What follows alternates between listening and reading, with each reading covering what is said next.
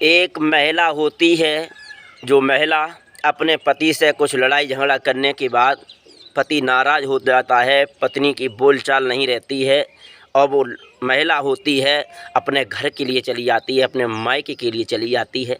मायके में आती है तो माँ कहती हैं, बेटी तुमने ऐसा क्यों किया, वहाँ से उनको छोड़ के क्यों चली आई।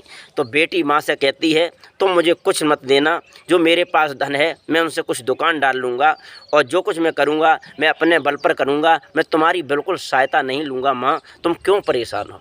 बेटी घर में रहने लगती है। उधर जब बेटी घर में रहने लगती है तो कुछ दिन बाद उस बेटी के मोबाइल फ़ोन पर एक मैसेज आता है और मैसेज में ये लिखा होता है कि तुम्हारी 25 लाख की लॉटरी लग गई।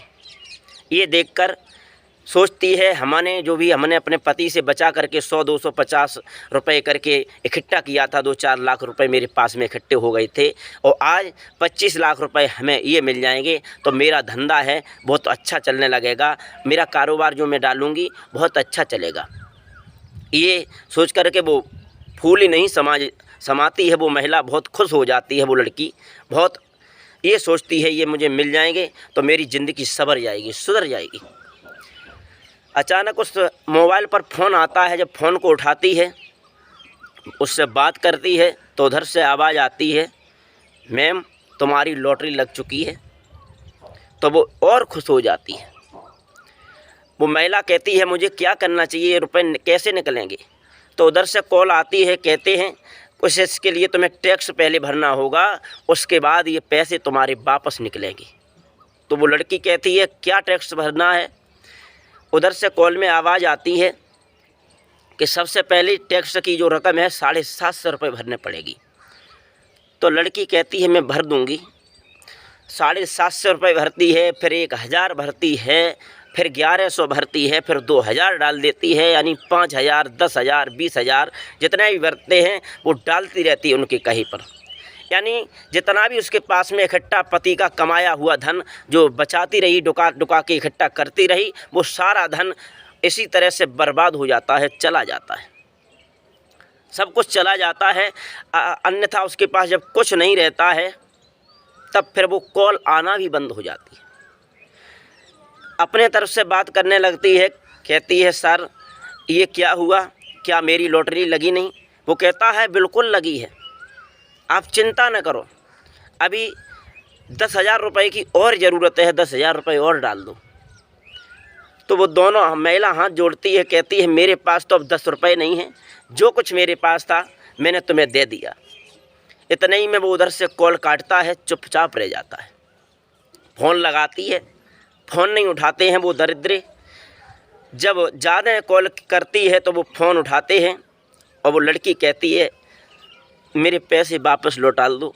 अगर मेरे पैसे तुमने नहीं दिए, जो कुछ मेरा पति से बचाया हुआ था यही था, अगर यह भी तुमने नहीं दिया तो मैं भला क्या करूंगी। मेरे पति ने अगर जान लिया तो मेरे पति मुझे ज़िंदा नहीं छोड़ेंगे, इसलिए मेरा धन वापस कर दो।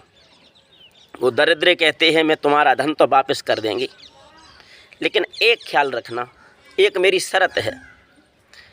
तो वो लड़की कहती है कौन सी शर्त है।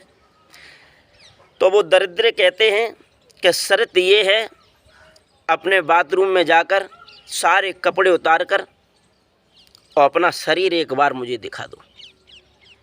वो लड़की कहने लगती है ऐसा तो मैंने किसी और के साथ बिल्कुल नहीं किया है, ये तो अपने पति के साथ किया है, ऐसा अन्यथा किसी के साथ में नहीं किया है, ऐसा मैं बिल्कुल नहीं कर सकती हूँ।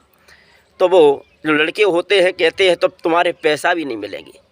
जब ज़्यादा परेशान हो जाती है, सोचती है कि मेरे पैसे तो चले गए हैं, चलो कोई बात नहीं, हम थोड़ी देर के लिए कपड़े उतारने दे रहे हैं, यहाँ पर कोई नहीं है। तो बाथरूम में जाती है, वो एक एक करके सारे कपड़े उतारती है। उधर से वो व्हाट्सएप कॉल होती है, वो उधर से सब कुछ देख रहे हैं, वीडियो भी बना रहे हैं, सारा कुछ हो जाता है। अंत में फ़ोन से जो बात होती है वो समाप्त हो जाती है। जब दोबारा वो लड़की फ़ोन करती है तो कहती है साहब अब तो मेरे पैसे वापस कर दो। वो लड़के कहते हैं पैसे इस तरह से वापस नहीं करेंगे। तो वो लड़की कहती है किस तरह से वापस करोगे। तो वो लड़के कहने लगते हैं पैसे हम तुम्हारे तभी वापस करेंगे अगर तो हमारे साथ में एक बार आके मिलो। लड़की कहती है पागल हो गए हो, मैं ऐसा बिल्कुल नहीं कर पाऊँगी, क्योंकि मैं अपने ससुराल से मायके में आ चुकी हूँ, इसलिए मैंने तुम्हें पैसा दे दिया। अगर मैं ससुराल में होती तो ऐसा हरगिज नहीं होता, बिल्कुल नहीं होता।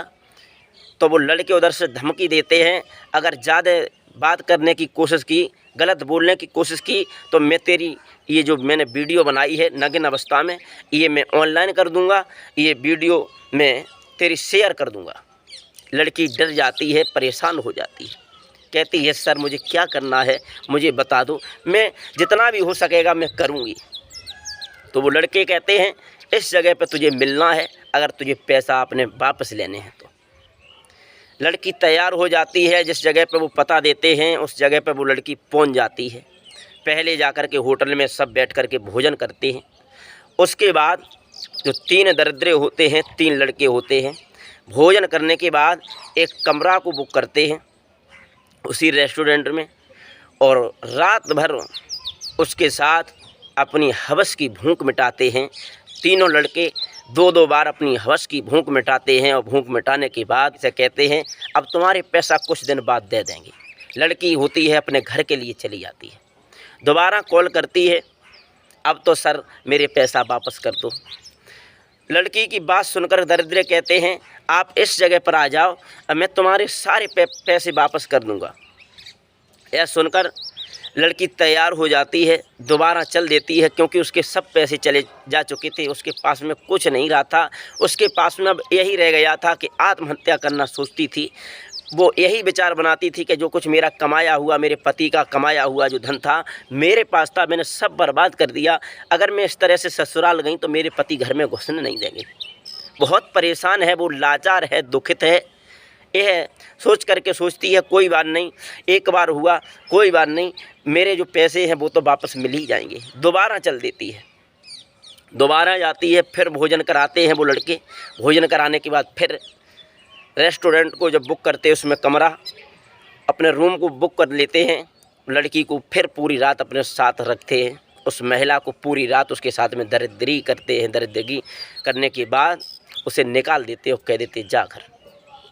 इसी तरह से महिला बहुत परेशान हो चुकी थी, दुखित हो चुकी थी। अब तो वो ये सोचती थी कि मेरे पैसे किस तरह से वापस हों, मैं क्या करूं। इस तरह से करते करते 2.5 महीना उन लड़कों के साथ उस लड़की को हो गया था। 1-2 बार अन्य व्यक्तियों के साथ उसे संबंध बनाना भी पड़ता था। उसे बहुत कष्टदायक पीड़ा हो रही थी, बहुत परेशान हो चुकी थी। उसे अब दुनिया में कुछ दिखाई नहीं देता था। वो यही सोचती थी अब मैं जाऊं तो जाऊं कहाँ। जब जाती है तो उसके साथ में फिर से वो संबंध बनाते हैं, बारी बारी से उसे वापस कर देते हैं। अंत में डरी हुई महिला थी, सोच रही थी मेरे साथ में अगर ये कुछ गलत न कर दें। जा कर के डर की वजह से वो थाने में, चौकी में कहीं भी रिपोर्ट नहीं दर्ज करा सकी।